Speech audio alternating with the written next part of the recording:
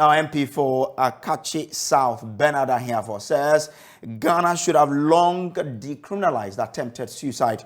On Thursday, Parliament passed its private members' bill, which amended the Criminal and Other Offences Act to make an attempt to commit suicide no longer criminal. Now, speaking to Joy News, Bernard Ahiafo explained why it made no sense to keep such law on the books.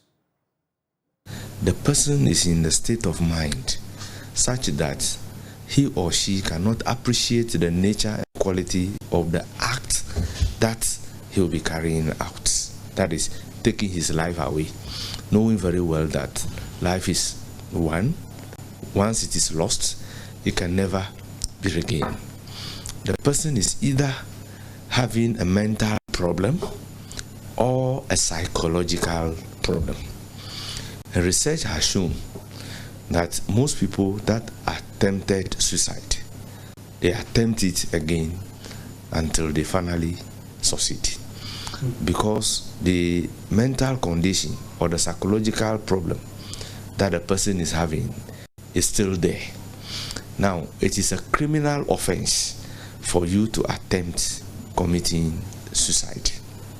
Therefore, families don't open up for the person to be subjected through the psychological therapy or treated medically so that such a thing will not reoccur again, simply because once you open it up, the security agencies will come and arrest the person, prosecute the person, and probably imprison the person. That doesn't solve the problem. So mostly they don't report it. Clearly, as a human being, if my brother, my sister, my uncle or auntie attempted suicide, and knowing the implication that that is a criminal offense, I will never report this to even a medical doctor for the person to be taken through a medical treatment. So we realize that criminalizing attempted suicide does more harm to a society than good.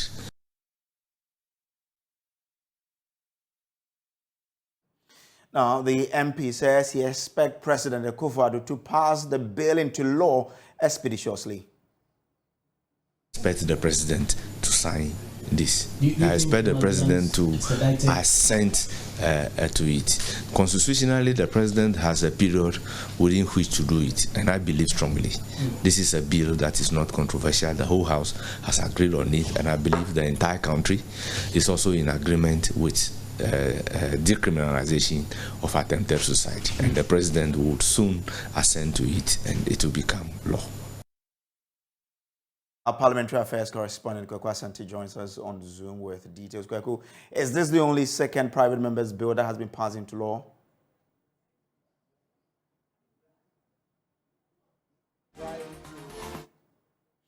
Kweku, you mind unmuting so we can follow what you're telling us?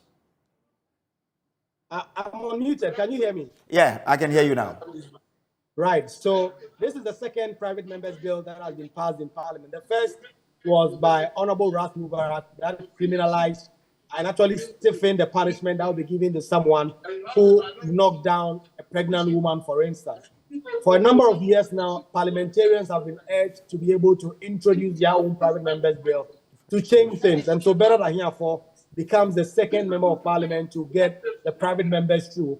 And so as of now, if the president signs this bill into law, persons who attempt suicide will not be prosecuted and jailed. And according to Bernard Ahiafo, this is long overdue because attempted suicide is not just any normal matter, it's a mental matter that government must be interested in protecting said persons and not necessarily seeking to punish them. And so this has now gone through the number of private members bill that are in the offing. He hopes that this will become something that will inspire more MPs to actually take up more private members' bills. What other business is being considered by the House today? So there were a number of crucial questions that were listed for Finance Minister Kojo to come and answer. He did not come around. The explanation was offered that he was caught up in other state functions. So Finance Minister Kojo did not come to answer those questions. The Minister for Water and Sanitation has also been answering questions of MPs surrounding water provisions to some constituencies. But just going down is tributes for the late Member of Parliament for Tapo Pankrono, Dr. Kojo, who passed on last week. MPs are paying tributes to his service to Parliament, to service to the country. It is expected that in the coming week, another statement will be made on the floor regarding the Member of Parliament of Kumewu, Honorable Philip Baswa, who passed on just yesterday. We have to take care of ourselves. Okay. All right, Kweku, I'm grateful that you could join us with those updates. So that's our Parliamentary Affairs correspondent, Kweku Asante, there with update from the House of Parliament. Now, the Forestry Commission says 50% of trees planted under the Green Ghana project have survived. Now, the Commission says it planted about 2,500 trees in the Shire Resource Reserve in 2021, but 50% have survived. Yesterday, the Deputy Minister for Land and Natural Resources, Benito Usubio, stated that about 60% of the trees planted under the Green Ghana project have survived, but the Commission is today saying that they've been about 50% survived. Now, the team is currently on day 2 of their tour in the Eastern region. We can now hear from Prince Anane Eje, who is park manager. When you look at the survival rate, per our own assessment, we've had about 50% survival rate. But unfortunately for last year, the rains were not good. And if we look at the nature of the soil here, mostly it's clay. So little dried up, get the soil dried, and then it's affect the growth of the distance. But nevertheless, we will continue this year to plant as we've planned for it and make sure that we do the necessary silvicultural methods to enable to sustain it, for it to serve, that's the beating up, for it to serve the purpose while we are doing this. The challenge that we have here is annual bushfire. Once a while, bushfire comes in to burn some portions of the reserve. Is that 50% over the 2,500 you have planted? Yes, that is in terms of the last year one that we are talking about, which was the over 2,500. 50% is over the last year. Yeah, so when you look at this place, there are a lot of Fulani herdsmen around the reserve. And at the peak of the dry season, they set in fire from outside the reserve and then swept through the reserve for them to get green grasses for their animals to graze on. So most of the fire that comes in the reserve starts from outside and then comes into the reserve. Now, the Institute for Nature and Environmental Conservation, INEC, has begun an ambitious project to reclaim 300 hectares of degraded lands. Now, the project has a goal to restore degraded ecosystem services while improving livelihood, strengthening food security, and building resilience to climate change in 5 communities in Ghana. The program is being carried out in the Ashanti region, specifically in the Asenayo Forest Reserve and Afram Headwaters Forest Reserve. It would establish a platform in 5 years that would improve the livelihood of about 500 smallholder farmers. There is more in this report from Mahmoud Mohammed Nuruddin for today's Climate Change Focus. May I take it that the Assembly wishes to adopt this draft resolution? I see no objections. It is so decided.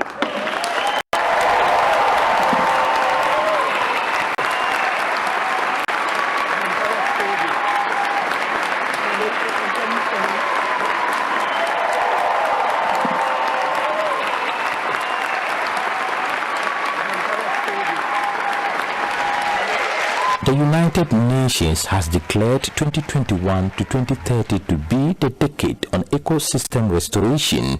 In the spirit of this ecosystem restoration, which was held in March 2022 in Nairobi, Kenya, one of the resolutions agreed by the UN Environment Assembly focuses on nature-based solutions, actions to protect, conserve, restore, sustainably use and manage ecosystems. What there is now clarity on is that we will have a strong global, international and comprehensive framework on. The resolution calls on UN Environment Programme to support the implementation of such solutions which safeguard the rights of communities and indigenous people. 3 resolutions prioritize ecosystem restoration, biodiversity protection, resource efficiency, consumption and production patterns, climate mitigation and adaptation, job creation and poverty reduction. When the United Nations Environment Programme was founded in 1972, the planet was already showing signs of buckling under the weight of humanity. UNEP offered the world a new way forward based on a vision for a better, healthier Earth built on the pillars of international cooperation. On this anniversary, let us reflect on the urgent tasks ahead. We are nearing a point of no return, and let our successes, such as the Montreal Protocol, give us inspiration for the huge efforts that are needed now to ensure these and future generations can live on a sustainable planet. I urge all of us to support UNEP because it has, without doubt, demonstrated its critical role in ensuring a sustainable planet by tackling cross-cutting issues such as climate change, biodiversity loss, and plastic pollution. Today, UNEP is now at the heart of protecting the asset upon which we all rely, the environment. The world has realized that it cannot pollute its way to development and clean up later. We have a human right to a healthy environment. Youth are demanding change. Governments, cities, and regions are acting. Businesses are acting. Investors are acting. None of this was in place 50 years ago. However, before the United Nations event, the Institute of Nature and Environmental Conservation (INEC) had already passed a conservation resolution in the Afram Headwaters Forest Reserve near Abofor in the Ashanti region. Farmers who are casually planting trees speak in low tones as they clear patches of vegetation in the forest reserve. Bernard Eshon is the project coordinator. The goal of this project is to restore degraded sites across Africa, and in Ghana, INEC is one of the institutions chosen to engage in this particular project to achieve this target. The target for us this year is to plant over 50,000 seedlings to restore over 30 hectares to 80 hectares of land within the Afram Headwaters Reserve.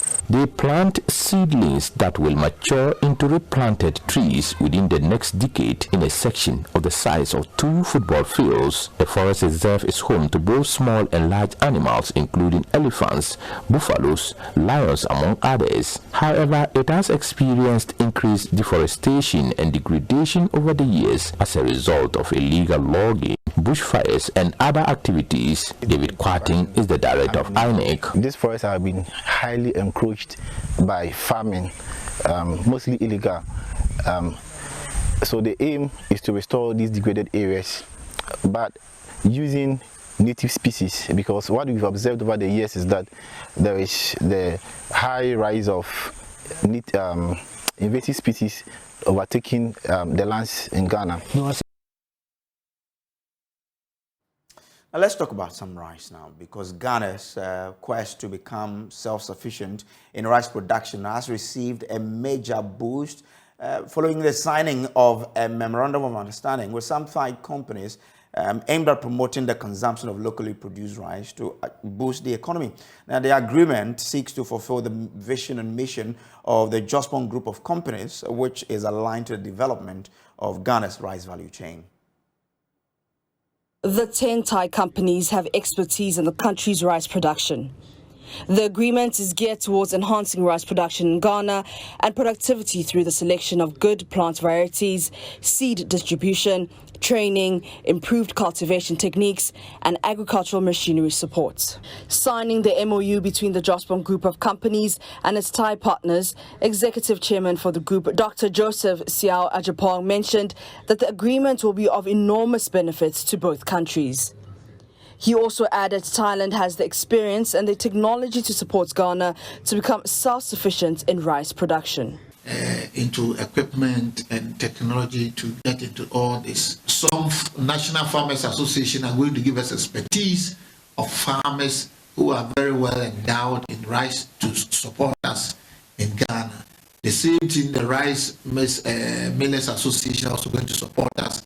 Fertilizer manufacturers are also coming down to also coming to look at how our equipment can be very efficient and very effective to support us. So with the Thailand partnership arrangement assisted by Dr. Sija for her able leadership of organizing them, we strongly believe that we'll be able to achieve the 2 million metric tons within a short possible time. Deputy Minister for Food and Agriculture in charge of crops, Yao Adofrimpong, said government is ready to support the Jospon Group of companies in its quest to transform rice production in Ghana.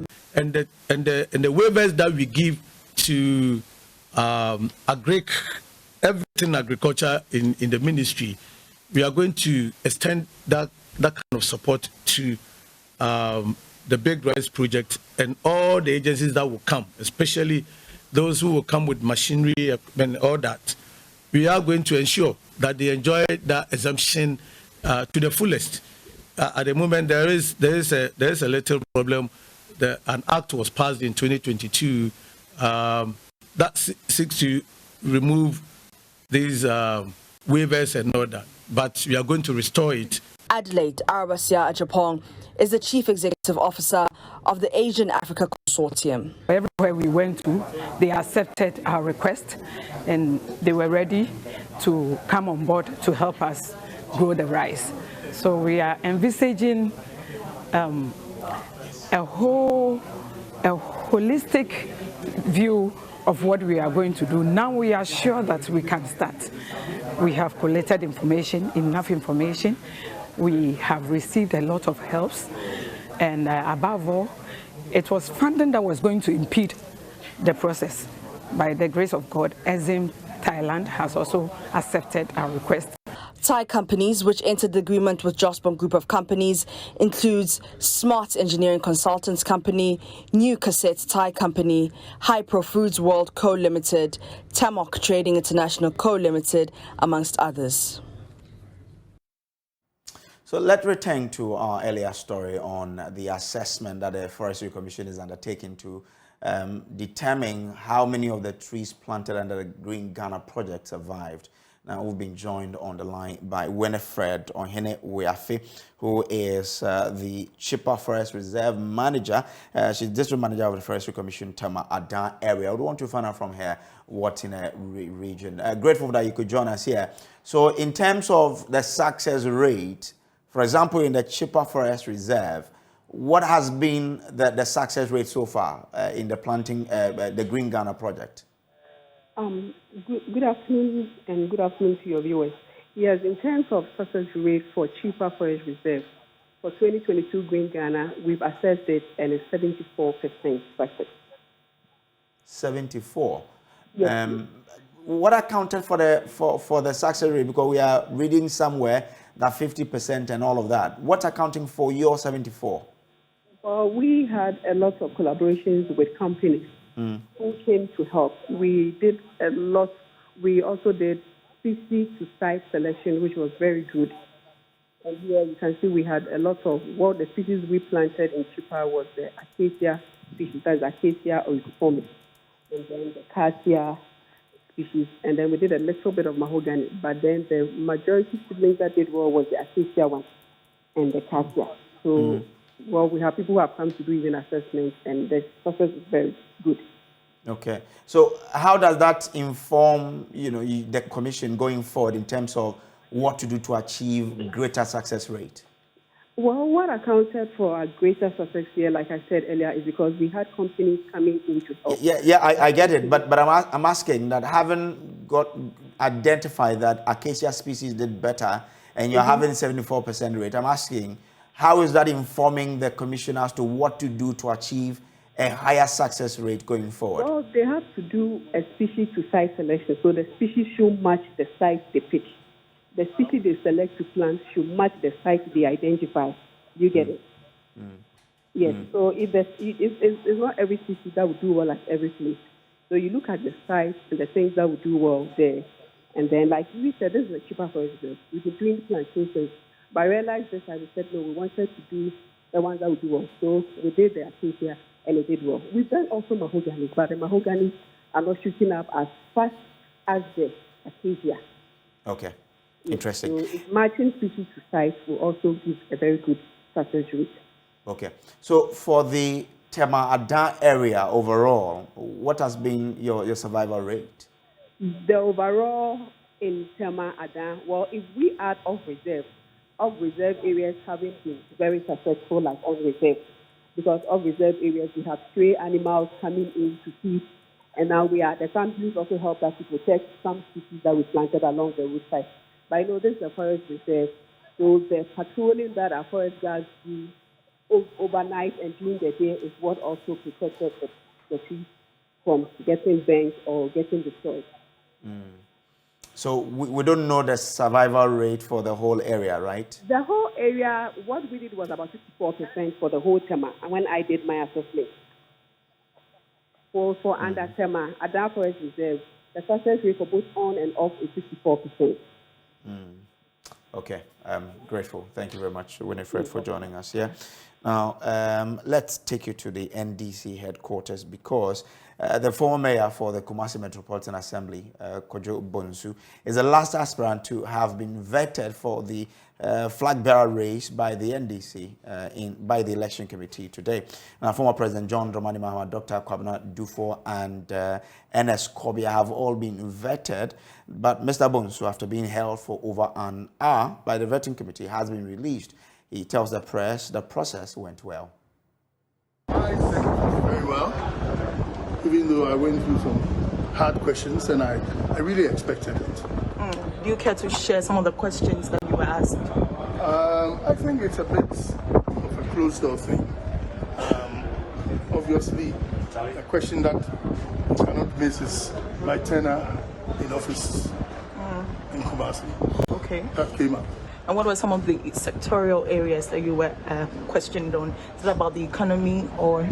I was asked about the economy, our Social Democratic Party tenants, and how I would rule Ghana. Okay, are you confident of being on the ballot paper?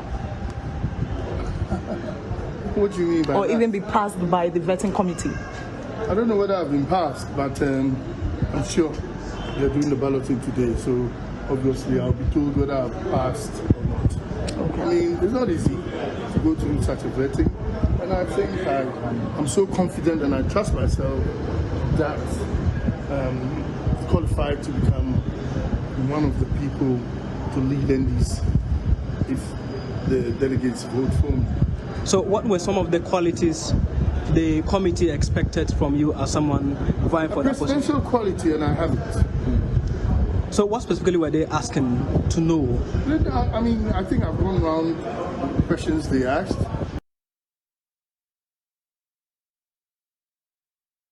Now, some NDC MPs are happy about the Supreme Court's failure to bring closure to a case that stopped James Jache Kwesen from representing Asin North in Parliament.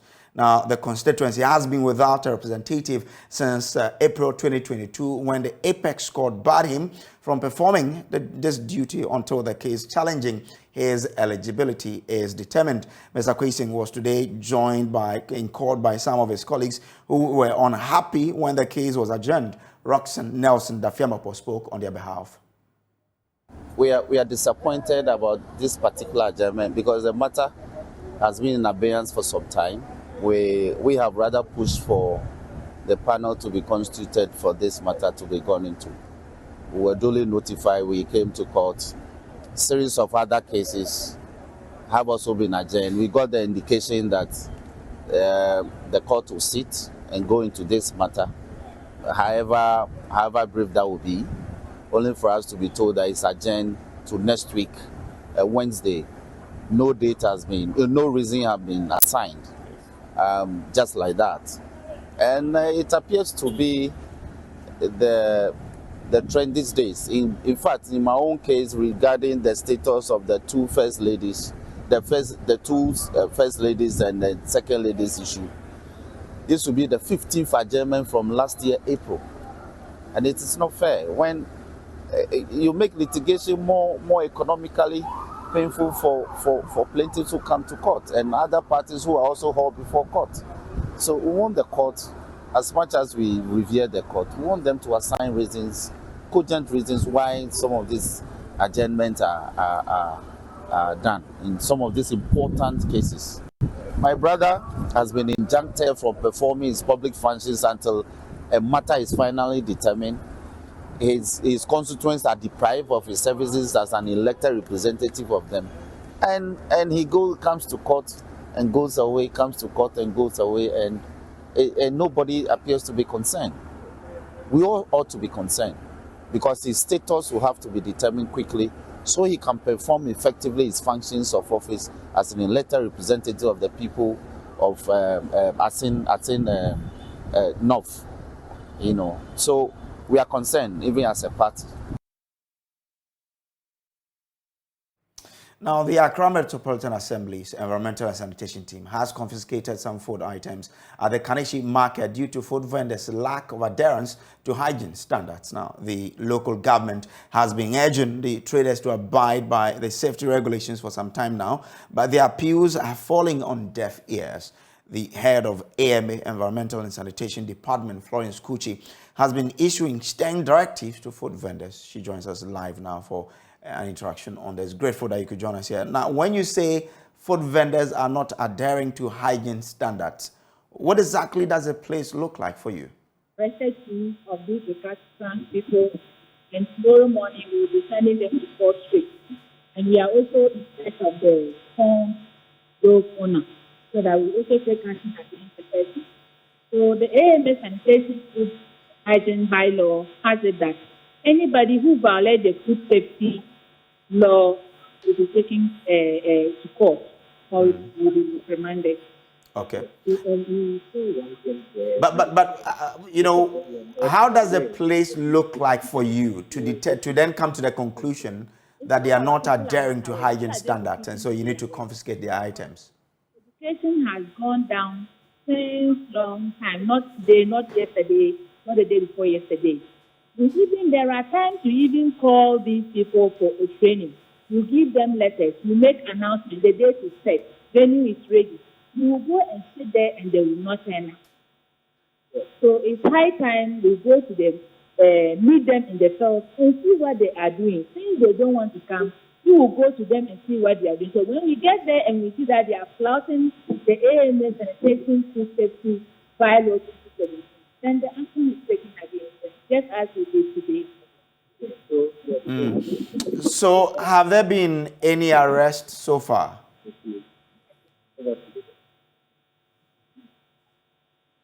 Hello, Madam Kuchi. Has there been any arrest?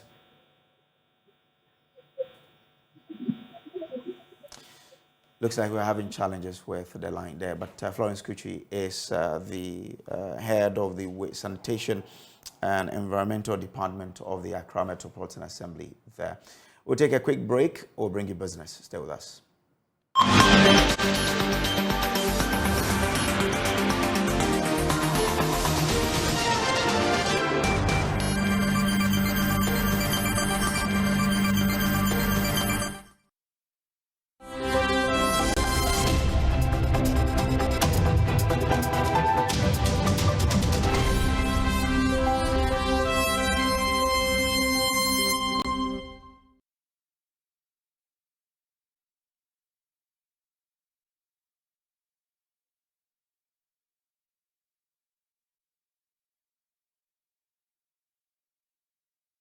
Hello, good afternoon. It's time to do business with me, Beverly Broom. The Bank of Ghana has indicated that it will go ahead to strictly enforce the zero financing of government's budget for this year. That's if it secures the necessary approval of the Memorandum of Understanding from the Finance Ministry and Parliament in the coming weeks. There are concerns that approving the law in its current form could come with some immediate shocks to the economy. But Director of Research at the Bank of Ghana, Philip Abradu-Otu, disagrees.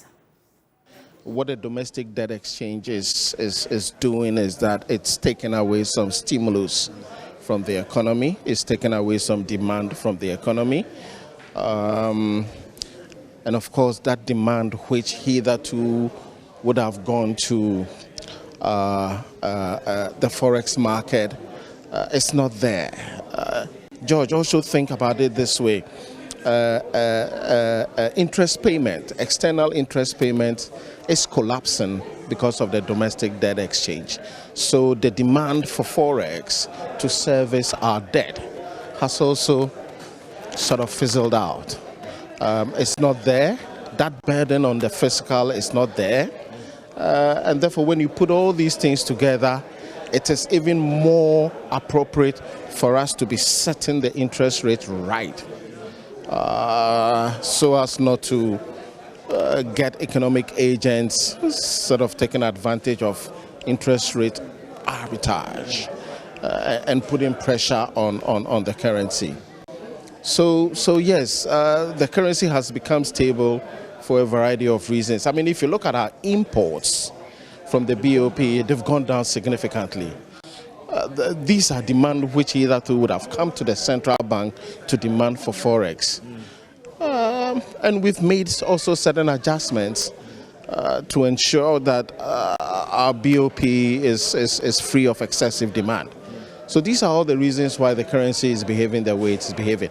What we need to do is, as we move along, we need to prudently pursue policies that will benefit us from on the exchange rate front, which will then spill over to inflation.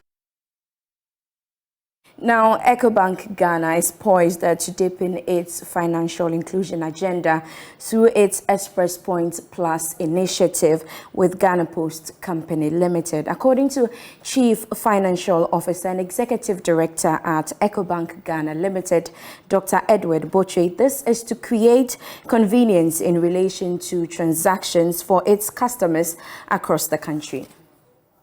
EcoBank Ghana and Ghana Post signed a memorandum of understanding to turn 100 Ghana Post outlets into EcoBank Express Points and bring banking to the doorstep of many more Ghanaians. The two agreed to roll out the strategy in phases, starting with an initial 78 outlets before the additional 22 will come on board.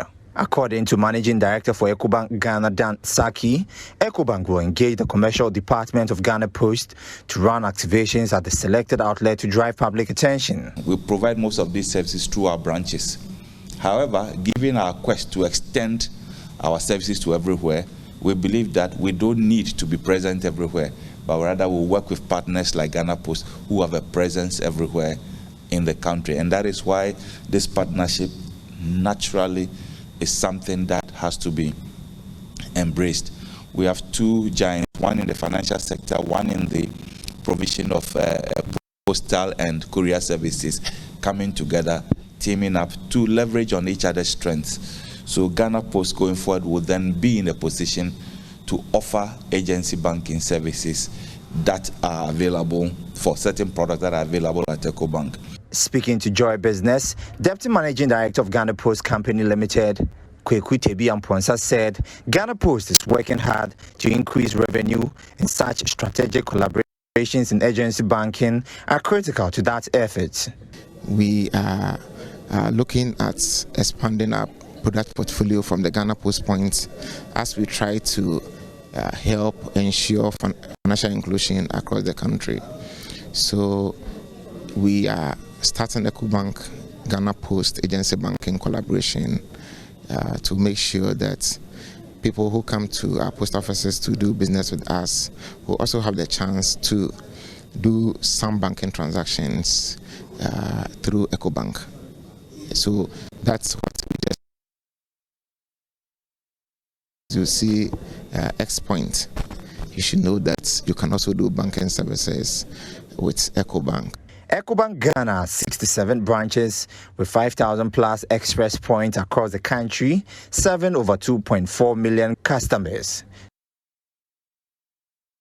We have more business on myjoyonline.com/business. I am Beverly Broom. Next is sports.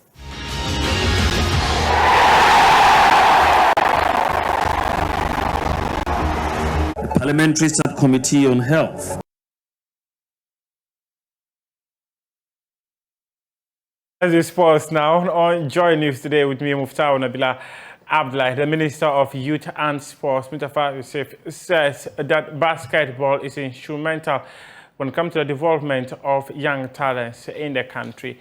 According to him, the sport is one of the disciplines. The government is committed to ensuring that they have a massive chunk of the youth participating in the discipline. He was speaking at a junior basketball clinic organized for girls. My colleague Michelle Queno was there and put together this report.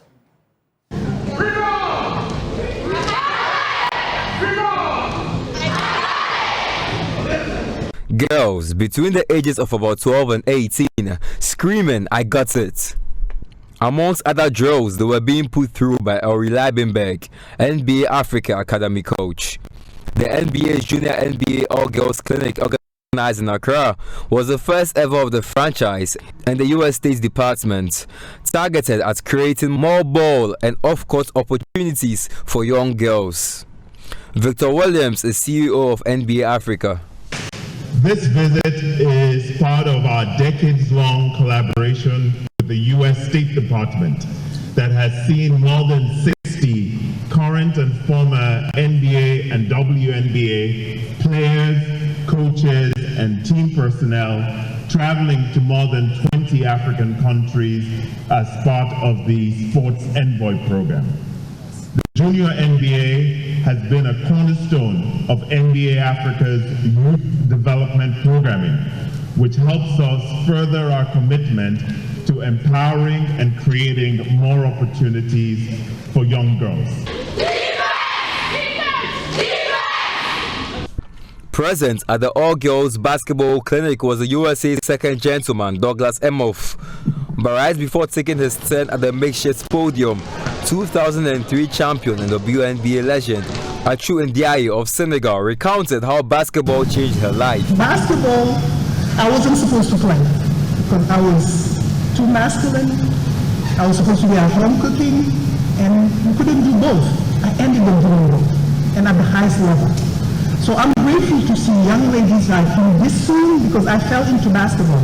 And there's no more excuses. We can't fall into basketball. There's these clinics, and I'm grateful for that because this allowed young women like you guys to know that anything is possible through those sports. Because at some point the ball it will stop bouncing. But when it stops, the value that this game can put in your life, you can't measure. So keep playing and keep dreaming high and big. Ghana's Minister for Youth and Sports, Mustafa Yusuf, was also present at the clinic.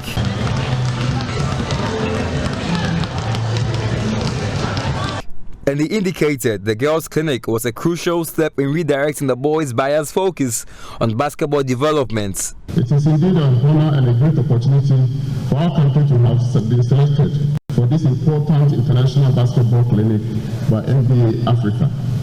I am extremely delighted to be part of this program as it will highlight the potential Ghana has, especially the female basketball.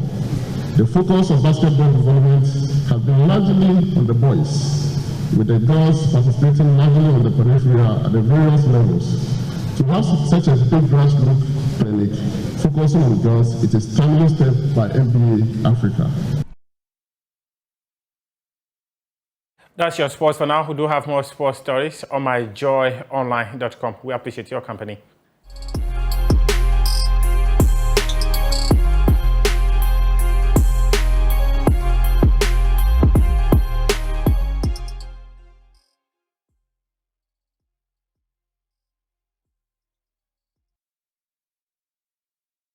Good afternoon. Welcome to Showbiz here on Joy News Today. Now, stories this afternoon. Popular Nigerian comedian Basketmark has revealed he will quit active comedy in the next 5 years. According to him, he wants to be remembered for a lot of things, hence the decision. For the past 6 years, I've just been floating, Then last year I told myself and my team that, you know what, I'm coming back to comedy. And I'm going to do 5 years and I'm quitting. Yeah, so I'm quitting in 5 years. I've got 5 more years to go to do this and I'm done. But you can't quit. No, like the thing is, I can. So there's a plan. I've got the way I plan my life. I'm like, okay, when you get to 50, you stop, you drop the mic. Okay. Yeah, I'll be cracking jokes every now and then, but it's not going to be a professional thing for me. Okay. So if you see me doing a gig, it's just maybe I'm doing pro bono. Okay. Or but I will not charge anybody to perform again.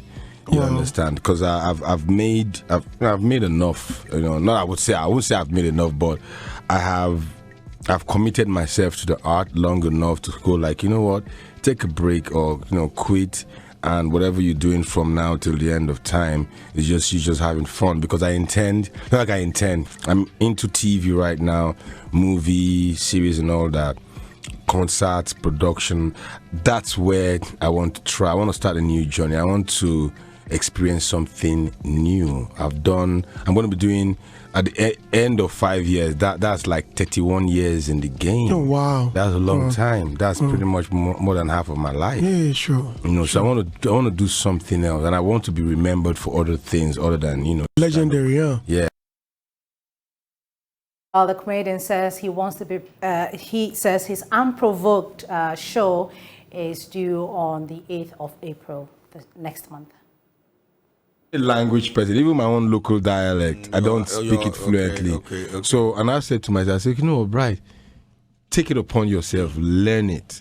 So the next show, because what I want to start doing is, I want to start doing my annual show every year in Ghana, starting from this year. Wow. I have 5 more years, so I have to make it count. Oh, yes, it'll count.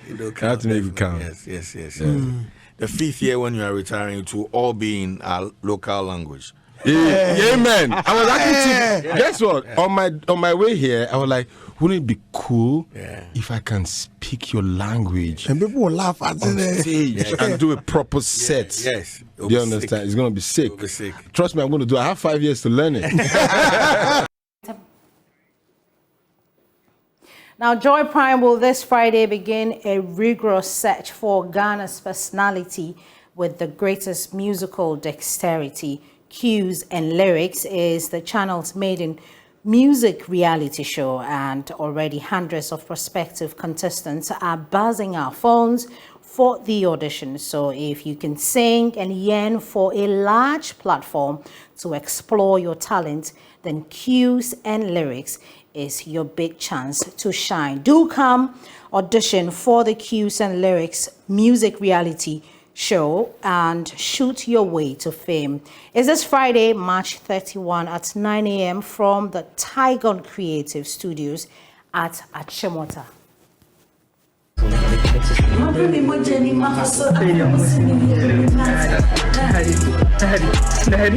Delay, they say, is not denial. It's time to make your dreams a reality. Whoever you are, wherever you are, the moment is now. It's time to audition for Cues and Lyrics music reality show. Come and meet me and the judges at Tiger Creative Studios, Achimota, 9 a.m. sharp, Friday, 31st March. Bring your best foot forward and be ready to wow the judges. Cues and Lyrics. Bring on the music.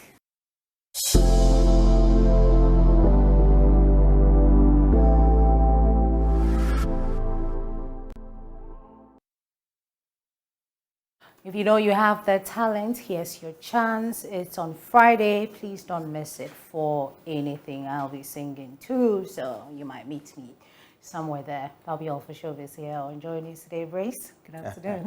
Good afternoon. And I'll wait to see you sing or rap. That's how we wrap up the bulletin for you. There's more news on myjoyonline.com.